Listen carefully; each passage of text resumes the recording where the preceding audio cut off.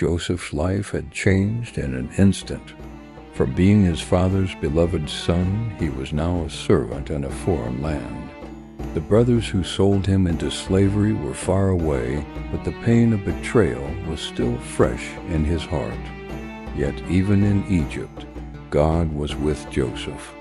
Joseph was purchased by Potiphar, one of Pharaoh's trusted officials, the captain of the guard. Though Joseph was a stranger in a strange land, he carried with him something more valuable than wealth or position: the favor of God. Day by day, as Joseph worked faithfully, Potiphar noticed something different about him. Everything Joseph touched seemed to prosper. Whether in the fields, in the household, or in matters of responsibility, Joseph excelled. It became clear God's blessing was upon him. Potiphar grew to trust Joseph deeply, placing him in charge of his entire household. Imagine that, a Hebrew slave elevated to manage the affairs of one of Egypt's most powerful men. Joseph was not just surviving, he was thriving because God's presence never left him. But where God's favor shines, challenges often rise. Potiphar's wife took notice of Joseph. The Bible tells us Joseph was handsome in form and appearance. Day after day, she tried to tempt him, saying, "Come and lie with me."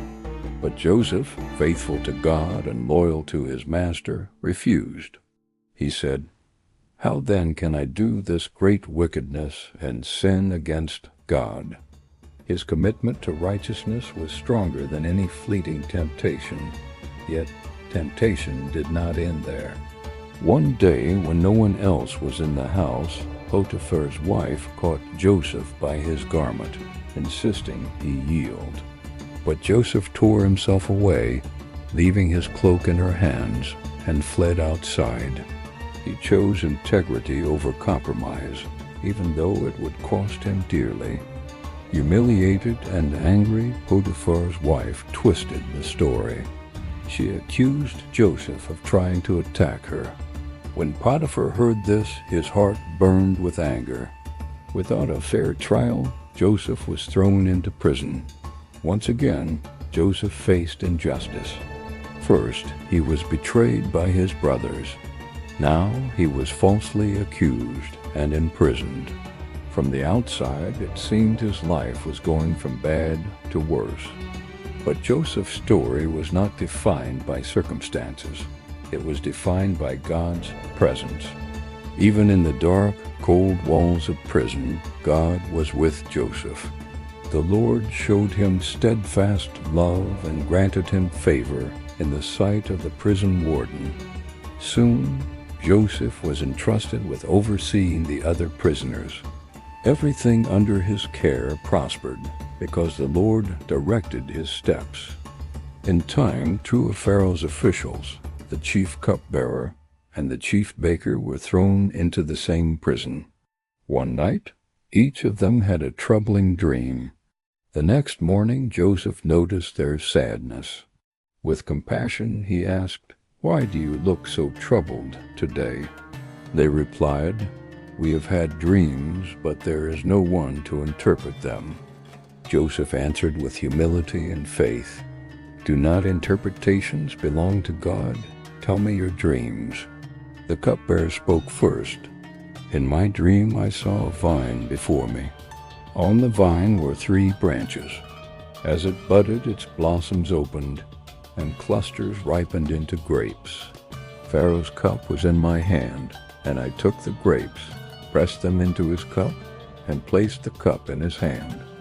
Joseph said, "This is its interpretation. The 3 branches are 3 days. Within 3 days, Pharaoh will lift up your head and restore you to your office, and you will put Pharaoh's cup in his hand, as you used to do. But when this happens, remember me and mention me to Pharaoh, so that I may be released from this prison."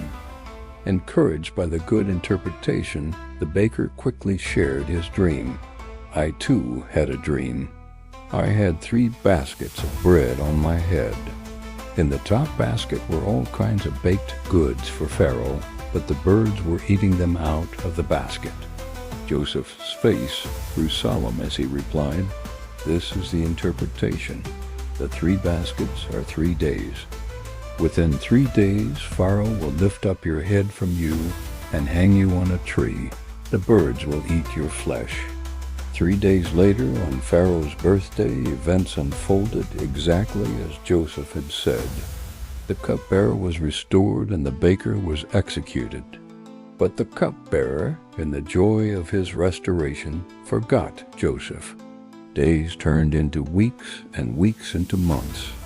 Joseph remained in prison, waiting and wondering. Yet even in this waiting, Joseph was not abandoned. God was shaping his character, preparing him for a role far greater than he could imagine. His story was not over. It was only the beginning of something extraordinary. You can read this part of Joseph's journey in Genesis chapters 39 and 40. Joseph's faith in God carried him through betrayal, false accusation, and imprisonment. But soon, a new chapter would open. In the next episode, Joseph is called before Pharaoh to interpret a dream that would change not only his life, but the fate of nations. If this story encouraged you, don't keep it to yourself. Share it with someone who needs to be reminded that God is present, even in the darkest times. And don't forget to subscribe to Gospel Motion for the next episode in Joseph's journey.